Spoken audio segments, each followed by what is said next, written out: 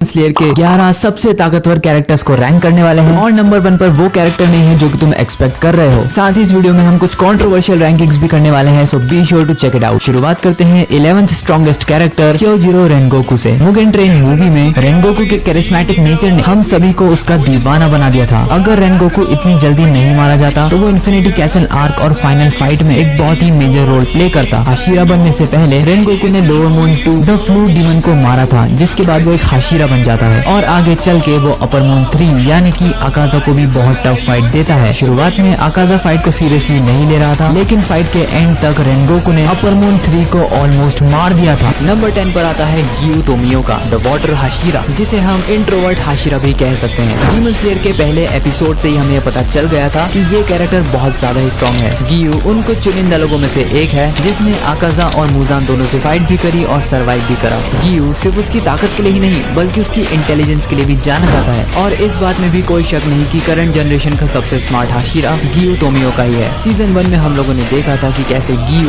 Lower moon 5 को मार देता है, वो भी एफर्टलेसली। इन्फिनिटी कैसल आर्क के दौरान गियू डीमन स्लेयर माँ को अनलॉक कर लेता है और साथ ही रेड निचिरिन स्वॉर्ड को भी एक्सेस कर सकता है। And not to mention his personal water breathing form डेकाम, जो कि बहुत ही कूल लगता है। आकाजा बैटल के दौरान न केवल वो उससे अकेले लड़ता है बल्कि फाइट में एक ऐसा मोमेंट भी आता है जब गियू आकाजा को डोमिनेट करता है। लेकिन गियू से भी ज्यादा स्ट्रॉन्ग है हमारी लिस्ट का अगला कैरेक्टर, जो कि है नंबर 9 पर Sanemi Shinazugawa, also known as the wind Hashira. Sanemi upper moon 1 Kokushibo से फाइट करता है और उसके बाद वो मुजान से भी फाइट करता है। इन दोनों डेडली फाइट्स के बावजूद वो सर्वाइव कर लेता है। इन्फिनिटी कैसल आर्क में सानेमी अनलॉक कर लेता है डीमन स्लेयर मार्क और रेड निचिरिन स्वॉर्ड दोनों को। सानेमी के पास एक्सेप्शनल स्पीड और बहुत ज्यादा ही फिजिकल स्ट्रेंथ है। आई मीन ऑफ कोर्स यार, वो ग्योमे के साथ ट्रेनिंग करता है। इन्फिनिटी कैसल आर्क में हम लोगों ने देखा था कि सानेमी अपर मून 1 कोकुशिबो से अकेला ही काफी देर तक फाइट करता है, जिसके बाद जब गियोमे फाइट को ज्वाइन करता है तो वो दोनों मिलकर कोकुशिबो के बेस फॉर्म को डोमिनेट करते हैं। लिस्ट में आगे बढ़ने से पहले लेट मी क्लियर समथिंग। बहुत लोगों का मानना है कि एक हाशिरा एक अपर मून को नहीं हरा सकता, बट ये एक टोटल मिसकंसेप्शन है। क्योयोहारू गोतोगे, जो कि डीमन स्लेयर के राइटर है, उन्होंने साफ शब्दों में कहा था कि एक अपर मून की पावर 3 हाशिरा के पावर के बराबर है, यानी कि अकेला एक हाशिरा भी अपर मून को हरा सकता है। और जेनित्सु काइगाकू की फाइट इस बात का जीता जागता सबूत है। लिस्ट में नंबर 8 पर नाम आता है अपर मून 3 आकाजा का। ह्यूमन लाइफ में जब आकाजा एक बच्चा था तब वो इतना दर्द सहन कर सकता था जो कि कोई अडल्ट नहीं कर सकता। साथ ही बिना मार्शल आर्ट्स के ट्रेनिंग के वो 4 अडल्ट मैन को भी ब्रूटली मारता है। मार्शल आर्ट्स की ट्रेनिंग कंप्लीट कर लेने के बाद उसकी लाइफ में एक ट्रैजिक इंसिडेंट होता है, और वो इंसिडेंट क्या था तुम लोग इस वीडियो में जाकर चेक कर सकते हो। उस इंसिडेंट के बाद आकाजा दूसरे डोजो में घुसता है और 67 ट्रेंड मार्शल आर्टिस्ट को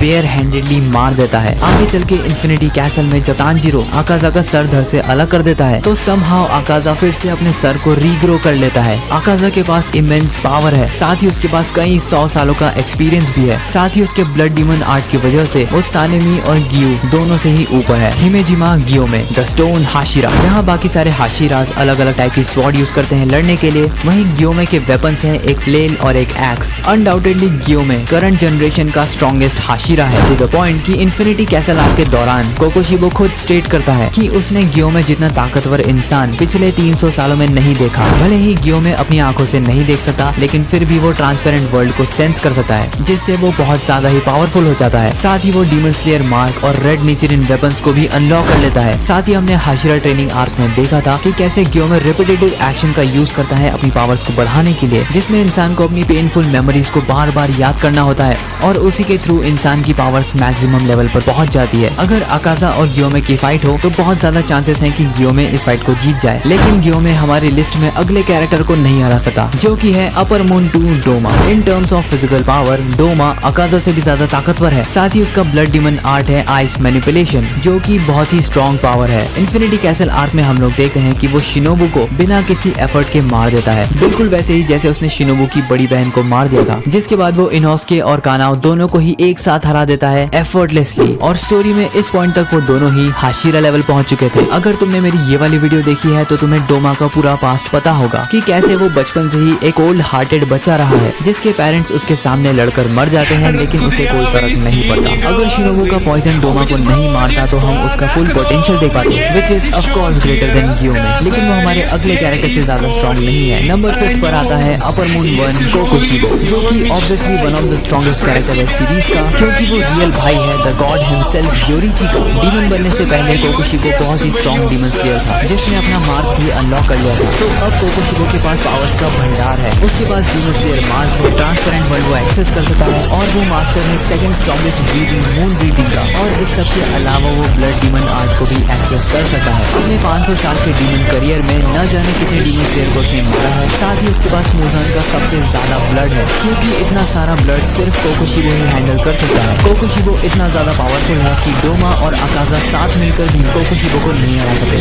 गेनिया, सानेमी, मोइशिरो और गियोमे सभी लोग साथ मिलकर कोकोशिबो से फाइट कर रहे थे लेकिन फिर भी वो उसे नहीं हरा पा रहे थे। अगर एंड में कोकोशिबो खुद से हार नहीं मानता तो वो इन चारों डीमन स्लेयर्स को मार देता। लेकिन कोकोशिबो नहीं हरा सकता नंबर 4 मुजान किबुत्सुकी को, the creator of demons himself. Muzan सबसे पहला डीमन तो था ही, साथ ही वो बहुत ज्यादा पावरफुल भी है। वो किसी भी जिंदा चीज को अपने अंदर एब्जॉर्ब कर सकता है जैसा कि हमने सीजन 4 के एंड में देखा। साथ ही मुजान के फाइनल फॉर्म में उसकी पीठ पर 8 टेंटिकल्स आ जाते हैं जिनके अंदर बहुत ही डेडली पॉइजन भरा हुआ है। साथ ही मुजान के पास अब तक की सबसे बेहतर रीजनरेशन एबिलिटी भी है जैसा कि हमने सनराइज काउंटडाउन आर्क में देखा था। जब ओबेरॉय ने उसके गले पर हमला करा था उसके गले को स्लाइस करते ही वो इतनी जल्दी हील हो जाता है मानो जैसे कुछ हुआ ही ना हो। मुजान अपने ब्लड डीमन आर्ट से कुछ भी कर सकता है, लिटरली कुछ भी। साथ ही उसके पास कमाल की शेप शिफ्टिंग एबिलिटीज भी है। मुजान इतना ज्यादा स्ट्रॉन्ग है कि सभी अपर मूव्स मिलकर भी मुजान को नहीं हरा सके। उसे सिर्फ 2 ही चीजें मार सकती है, या तो सनलाइट या तो योरीची। जिसके बाद नंबर 3 पे आता है डीमन किंग तांजीरो।